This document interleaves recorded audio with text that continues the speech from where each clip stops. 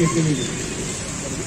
आणि मुळातच पेन्शन द्यायला केंद्र सरकारचा विरोध आहे आणि म्हणून पीएफआरडी निधी काढले. त्या पीएफआरडी कायद्यामध्ये महाराष्ट्र शासनत्व अंतर्भूत आहे. म्हणजे जोपर्यंत पीएफआरडीमध्ये सांगत चुकले पण मुळातच आपला अर्थसंकल्प 79,000 कोटीने चुकीचा अर्थसंकल्प असताना त्याच्या महाराष्ट्र विकून पैसे देणारच आहे. आणि उत्तर द्यावं फक्त इलेक्शन तोंडावर ठरले.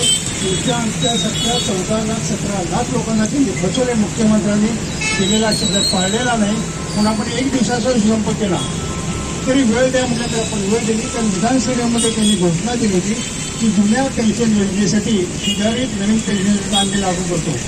मुळातच आपल्याला जुनी पेन्शन पाहिजे. आपण एकच जुनी पेन्शन म्हणतो. 1982 ची जुनी पेन्शन आणि 1984 ची पेन्शन म्हणजे कमिटीची आपली हे दोन्ही आपल्याला पाहिजे. ते न देता तुमच्याच वर्गणीतून ते आपल्याला पेन्शन देणार 50%, बेसिक ते 50%. बाकी त्याचं काय पेन्शन तुमचा पत्ता नाही. आम्ही त्यांच्यामुळे प्रस्ताव ठेवला होता की जीपे चालू करा आणि जीपेचे पैसे सेवानिवृत्तीपर्यंत काढता येणार नाही. अचानक त्याला नंतर लागले नाही म्हणून आम्ही त्यांच्याबरोबर आम्ही या लढ्यामध्ये कधी माघार घेणार नाही. पण समन्वय समितीमध्ये एकजूट होण्याचा या सरकारचा दावा आहे. तो आपल्या सर्वांनी हाणून पाडला पाहिजे. मी जिल्हा परिषद नेतृत्वालाही सांगितलंय वेगळं काही करू नका. आपण एकत्र करू. तुमच्या संघटनेचं अस्तित्व अबाधित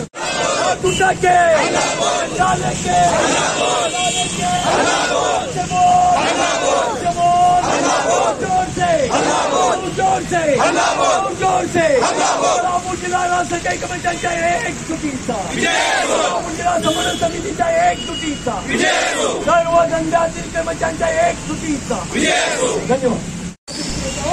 कष्टाने कोरोनामध्ये अत्यंत वाईट परिस्थितीमध्ये आरोग्य विभागापासून महसूल विभागापर्यंत पाटबंधारे विभागापासून सर्व एज्युकेशन डिपार्टमेंटपर्यंत सर्वांनी प्रामाणिकपणे काम केले आणि आपण